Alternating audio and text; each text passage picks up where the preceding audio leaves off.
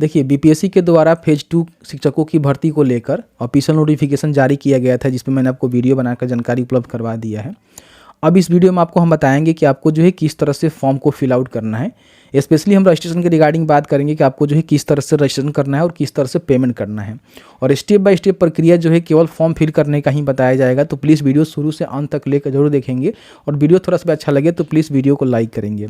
Video में आगे बढ़ने से पहले एक छोटा सा डिस्क्लेमर है आप सभी के लिए। देखिए, ये जो फॉर्म फिल करके दिखाया जाता है डेमो पर्पज़ के लिए फॉर्म फिल करके दिखाया जाता है। जब भी आप फॉर्म फिल करेंगे तो अपने जो है हिसाब से फिल करेंगे। जैसे कि इसमें आपको केवल जो है एक गाइडलाइन बता दिया जाता है कि आपको जो है इस तरह से फॉर्म को फिल आउट करना है। बाकी जो जानकारी भरनी है अपने अकॉर्डिंग भरेंगे और सही से भरेंगे, जिसमें किसी प्रकार की कोई भी मिस्टेक आपका ना हो, आगे चल के आपको कोई प्रॉब्लम ना हो। ठीक है, तो फॉर्म फिल करते समय जो है थोड़ा समय लीजिएगा और अच्छी तरह से नोटिफिकेशन को रीड आउट करके फॉर्म को फिल आउट करिएगा। तो चलिए आज का वीडियो शुरू करते हैं। देखिए, बीपीएससी के ऑफिशियल पोर्टल पे आएंगे तो आपको जो है नोटिफिकेशन यहाँ पे मिल ही जाएगा, जिसमें नोटिफिकेशन के रिगार्डिंग हमने बात किया हुआ है कि कितनी भर्ती है, कौन से क्लास के टीचर के लिए कितनी भर्ती होने वाली है। तो उसको आप चेकआउट कर सकते हैं। यहाँ पे जो है अप्लाई ऑनलाइन का लिंक मिलेगा, इस पर आप क्लिक करेंगे ना तो यहाँ पे बीपीएससी ऑनलाइन एप्लीकेशन का जो है लिंक मिलेगा, ओके करेंगे तो आपके सामने जो है कुछ इस तरह का इंटरफेस आएगा, जहाँ पे देख सकते हैं कि इसका जो रजिस्ट्रेशन है उसको शुरू कर दिया गया है। 14/11/2023 तक जो है रजिस्ट्रेशन आप यहाँ पे कर सकते हैं। ठीक है, और लास्ट डेट ऑफ पेमेंट यहाँ पे बोला गया है कि 14/11/2023 तक रहेगा, और ऑनलाइन एप्लीकेशन फॉर्म जो है 25 तक यहाँ पे फिल होगा। ठीक है, तो यहाँ पे आप इसका जो है एडवर्टाइजमेंट भी डाउनलोड कर सकते हैं, फॉर्म फिल करने का जो इंस्ट्रक्शन है उसको भी डाउनलोड कर सकते हैं। तो अगर आप अप्लाई करना चाहते हैं तो अप्लाई ऑनलाइन के सामने क्लिक करेंगे। देखिए, जैसे ही आप रजिस्ट्रेशन के बटन पर क्लिक करेंगे तो आपके सामने जो है रजिस्ट्रेशन पेज यहाँ पे आ जाएगा। सबसे पहले तो विज्ञापन संख्या आप देख लेंगे, और इसमें जो है 2 प्रकार की भर्ती हो रही है, स्कूल टीचर की और हेडमास्टर की। ठीक है, तो सबसे पहले जो है यहाँ पे आपको फॉर्म को फिल करना है, जैसे कि फर्स्ट नेम, मिडिल नेम और लास्ट नेम। आप सभी जानते हैं कि जैसे कि आपका नाम उमेश कुमार पंडित है तो आप उमेश, मिडिल में कुमार और लास्ट में पंडित लिखेंगे। फिर यहाँ पे अपना जो है फादर नेम लिखेंगे। उसके बाद यहाँ पे हस्बैंड का नेम अगर महिला है तो उस कंडीशन में लिखेंगे। उसके बाद यहाँ पे मदर का नेम लिखेंगे। यहाँ पे जो है टाइप में आप देख सकते हैं कि आपको जो है 3 डॉक्यूमेंट दिया गया है, जैसे कि आप आधार कार्ड, पैन कार्ड या फिर ड्राइविंग लाइसेंस की किसी एक को टिक करके जो है इसका जो नंबर है यहाँ पे दे सकते हैं। तो अगर आपके पास आधार कार्ड है तो आधार कार्ड टिक करके आधार कार्ड नंबर डालेंगे और आधार कार्ड को यहाँ पे चूज फाइल पर क्लिक करके यहाँ से अपलोड कर देंगे। ठीक है, इस तरह से आपका जो है अपलोड हो जाएगा। तो यहाँ पे व्यू के बटन भी आपको देखने को मिल जाएगा। फिर यहाँ पे पूछ रहा है कि क्या आप भारत के निवासी हैं, तो आप यहाँ पे यस कर देंगे। फिर यहाँ पे अगर आप बिहार के हैं तो यस करेंगे, नहीं है तो नो करेंगे। तो यस, हम बिहार से हैं तो यस करेंगे। तो यहाँ पे हमें जो है रेसिडेंस सर्टिफिकेट यानी कि निवास प्रमाण पत्र देना होगा प्रूव करने के लिए कि वाकई में आप बिहार के हैं। तो उसका जो है सर्टिफिकेट नंबर 1 साल के अंदर जो है आपका रेसिडेंस सर्टिफिकेट इशू होना चाहिए, और उस इशू डेट पर आप यहाँ बता देंगे जैसे कि कब का आपका जो है सर्टिफिकेट इशू हुआ है, और उसको यहाँ से अपलोड भी कर देंगे। इस तरह से अपलोड करेंगे तो आपका डॉक्यूमेंट जो है अपलोड हो जाएगा, जिसको व्यू भी कर सकते हैं। उसको पूछ रहा है कि क्या आप रिजर्वेशन का लाभ लेना चाहते हैं। जैसे कि मान लीजिए आप जनरल हैं तो जनरल में जो है EWS के माध्यम से आप रिजर्वेशन का लाभ ले सकते हैं, जिसमें आपको अच्छा खासा छूट मिल जाता है। अगर आप SC ST हैं तो अपना जो है कास्ट सर्टिफिकेट लगा सकते हैं, जिसमें आपको छूट मिलेगा। और BC BC हैं तो आपको जो है NCL लगाना पड़ेगा, जैसे कि आप सभी जानते हैं। NCL कैसे बनाया था उस पर मेरा प्रॉपर वीडियो, उसको आप देख सकते हैं। तो जो भी कैटेगरी से आप आते हैं उसको आप यहाँ पे बता देंगे, यस करेंगे। जैसे कि रिजर्वेशन कैटेगरी से आते हैं तो यस करेंगे, तो पूछेगा कि आप किस तरह के रिजर्वेशन का लाभ लेना चाहते हैं। जैसे कि मान लीजिए मैं EBC हूँ, ठीक है, तो यहाँ पे मुझे जो है देख सकते हैं कि NCL देना होगा, जो कि बिहार राज्य से बना होना चाहिए, 1 साल के अंदर कहीं रहना चाहिए। तो यहाँ पे अपना जो है कास्ट बता देंगे, आप कौन से कास्ट हैं। ठीक है, उसके बाद यहाँ पे सर्टिफिकेट नंबर जो भी आपका NCL सर्टिफिकेट नंबर होगा, और यहाँ पे इशू डेट बताएंगे, और फिर बताएंगे कि आपका जो है सर्टिफिकेट कहाँ से इशू हुआ है, उसको यहाँ पे अपलोड कर देंगे। ठीक है, अगर आपके कंडीशन में मान लीजिए आप SC ST हैं तो केवल आप जो है जाति प्रमाण पत्र ही अपलोड कर देंगे, कोई प्रॉब्लम नहीं है। EWS से आप आते हैं, जनरल हैं, आर्थिक रूप से कमजोर हैं, तो EWS सर्टिफिकेट भी आप यहाँ पर लगा सकते हैं। सेम वही यहाँ पे फॉर्मेट रहेगा, बस यहाँ पे अपना जो है कैटेगरी आप अलग अलग कर लेंगे। ठीक है, अगर नहीं लेना चाहते हैं तो नो कर सकते हैं, जैसे कि बिहार से अलग राज्य से कोई भरेगा तो नो ही करेगा। ठीक है, उसके बाद नीचे आएंगे तो यहाँ पे पूछेगा कि आपका शादी हुआ है कि नहीं हुआ है, तो आप बता देंगे। फिर मेल है कि फीमेल है वो बता देंगे। ठीक है, इस तरह से जानकारी आप भरेंगे।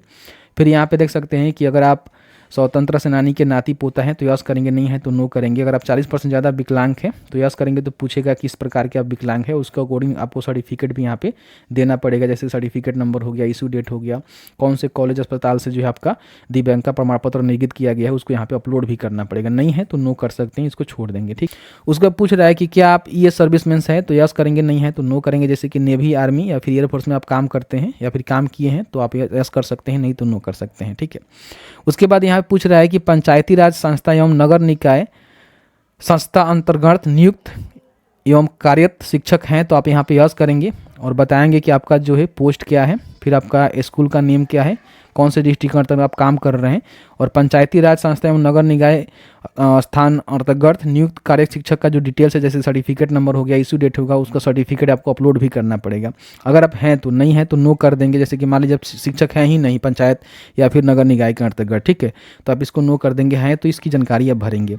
उसके बाद पूछ रहा है कि अपना जो प्रशासनिक योग्यता है, प्रशासनिक शिक्षक योग्यता है, उसको आपको भरनी है। जैसे कि आपने बीएड किया हुआ है या फिर बीएड एमएड किया हुआ है या फिर आपने बीएलएड किया हुआ है या फिर बीएलएड बीएससीएड किया हुआ है या फिर बीपीएड किया हुआ है, प्रारंभिक शिक्षा शास्त्र में 2 वर्ष का डिप्लोमा धारक हैं, अभ्यर्थी हैं, तो ये जानकारी आप भरेंगे। अगर आप केवल कंप्यूटर विज्ञान के शिक्षक बनना चाहते हैं, ठीक है, तो उसमें किसी प्रकार की कोई भी आपका जो है बीएड का जो है अनिवार्यता नहीं होता है, देख सकते हैं, यथा बीएड धारक नहीं है, तो आप क्लास 11 से लेकर 12 तक के जो कंप्यूटर शिक्षक विज्ञान के लिए भरना चाहते हैं तो इसको टिक कर सकते हैं।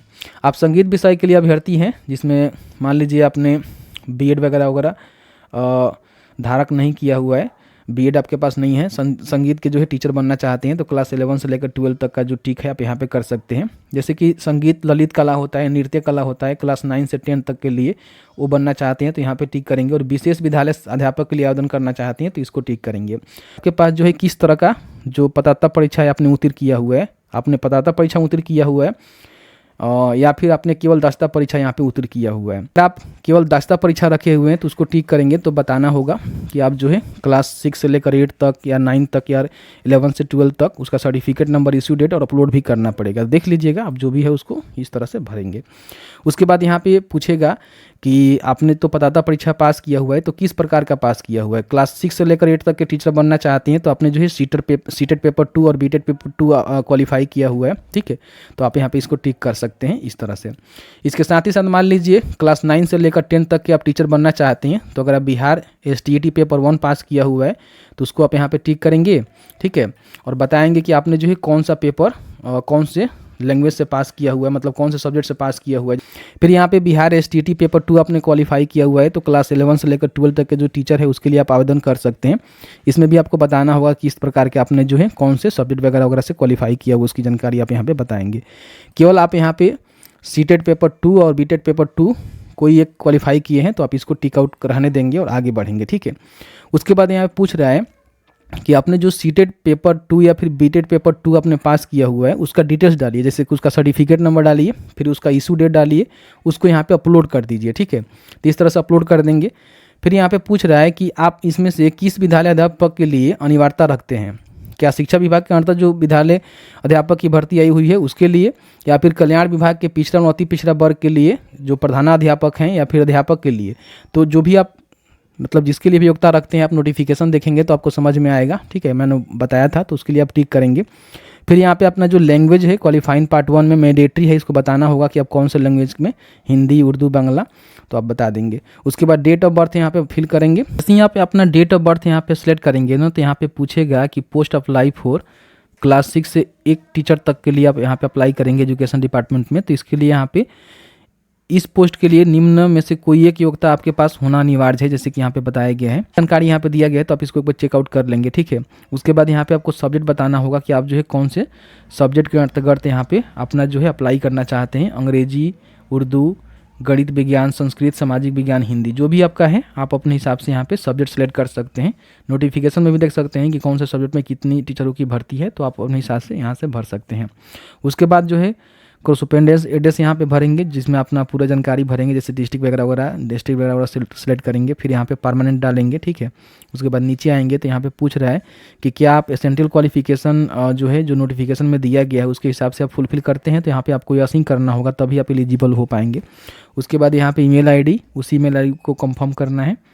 फिर यहाँ पे आपको जो है मोबाइल नंबर डालना है, मोबाइल नंबर पे एक OTP जाएगा, उसको यहाँ पे फिल आउट करना है और इसको भी वेरीफाई कर लेना है, ठीक है। उसके बाद यहाँ पे कैप्चा को फिल करना है और सबमिट रजिस्ट्रेशन फॉर्म के बटन पर क्लिक करना है। तो आपके सामने जो है कुछ इस तरह का इंटरफेस आएगा, जहाँ पे आपने जो भी जानकारी है उसको एक बार चेकआउट कर लीजिएगा, ठीक है। उसके बाद यहाँ पे यस करिएगा, ठीक है। यस करने के बाद आपका जो रजिस्ट्रेशन है यहाँ पे सबमिट जो है सक्सेसफुल हो जाएगा और यहाँ पे आपको जो है यूज़र नेम और यहाँ पे पासवर्ड दे दिया जाएगा। इससे आपको अब लॉगिन करना है, ठीक। तो देख सकते हैं कि लॉगिन का बटन मिलेगा, यहाँ पे यूज़र ID, पासवर्ड और कैप्चा को फिल करके आपको जो है लॉगिन के बटन पर क्लिक करना है। तो जैसे ही लॉगिन करेंगे तो आपके सामने जो है कुछ इस तरह का डैशबोर्ड ओपन होगा, जहाँ पे आपने जब भी रजिस्ट्रेशन किया हुआ है उसका डेट यहाँ पे देखने को मिल जाएगा और रजिस्ट्रेशन करते समय जो भी आपने जानकारी दिया हुआ है वो जानकारी यहाँ पे आपको देखने को मिल जाएगा। अब यहाँ पे जो है आपको पेमेंट करना है, तो पेमेंट करने के लिए क्लिक हेयर फॉर पेमेंट के बटन पर क्लिक करेंगे तो यहाँ पे आपको बता दिया जाएगा कितना आपको पेमेंट करना है। जैसे कि 750 रुपये जो है मेरे केस में जो है करना पड़ रहा है। प्रोसीड के बटन पर क्लिक करेंगे, ओके करेंगे, ठीक है। ओके करने के बाद यहाँ पे थोड़ा सा वेट करेंगे तो आपका जो है पेमेंट गेटवे यहाँ पे खुल जाएगा, जिसमें net banking, debit card, credit card से जो है पेमेंट आप कर सकते हैं, ठीक है। यहाँ पे अपना जो है मोबाइल नंबर डाल देंगे, ईमेल ID और अपना पेयर नेम डाल देंगे, ठीक है। उसके बाद रुपये डेबिट कार्ड से करना चाहते हैं या फिर अदर डेबिट कार्ड से करना चाहते हैं उसको आप टिक करेंगे, फिर प्रोसीड नाउ के बटन पर क्लिक करेंगे, ठीक है। अब यहाँ पे अपना जो है card holder name, card number, expiration month और एक्सपायरेशन ईयर CCV डालेंगे, CVV, और यहाँ पे कंटिन्यू करके यहाँ पे पेमेंट कर लेंगे, ठीक है। जैसे ही आप पेमेंट कर लेंगे ना तो आपका जो है सक्सेसफुल यहाँ पर रजिस्ट्रेशन हो जाएगा। रजिस्ट्रेशन होने के बाद जो यहाँ पे नोटिस आया हुआ है इसमें आप देखेंगे तो बोला गया है कि 5 से लेकर 14 तक जो है आपका रजिस्ट्रेशन और भुगतान होगा, यानी कि निबंधन और भुगतान प्रारंभ होगा, ठीक है। और उसके बाद जो है 10 तारीख से जो है आपका एप्लीकेशन फॉर्म फिल आउट होगा। तो 10 तारीख को जो है वीडियो लाएंगे जिसमें आपको बताएंगे लॉगिन करके जो है किस तरह से आप फॉर्म को फिल आउट कर सकते हैं। तो फिलहाल आपका रजिस्ट्रेशन हो गया है, वेट करिए 10 तारीख तक। उसके बाद जो है लॉगिन करके आप जो अपना जो है यहाँ पे फॉर्म को फाइनलाइज यानी कि फॉर्म को फिल आउट कर सकते हैं। तो जैसे कि आपने देखा कि मैंने जो है ऑलमोस्ट आपको सारा जानकारी बता दिया है कि किस तरह से अपना जो रजिस्ट्रेशन है उसको पेमेंट करना है और रजिस्ट्रेशन करके और अपना जो रजिस्ट्रेशन है उसको सक्सेस कर लेना है। रजिस्ट्रेशन करने के बाद जो है आपको पेमेंट करने के बाद वेट करना है। 10 नवंबर से जो है इसका फॉर्म फिल होगा, उसके बाद आपको फॉर्म को फिल करना है।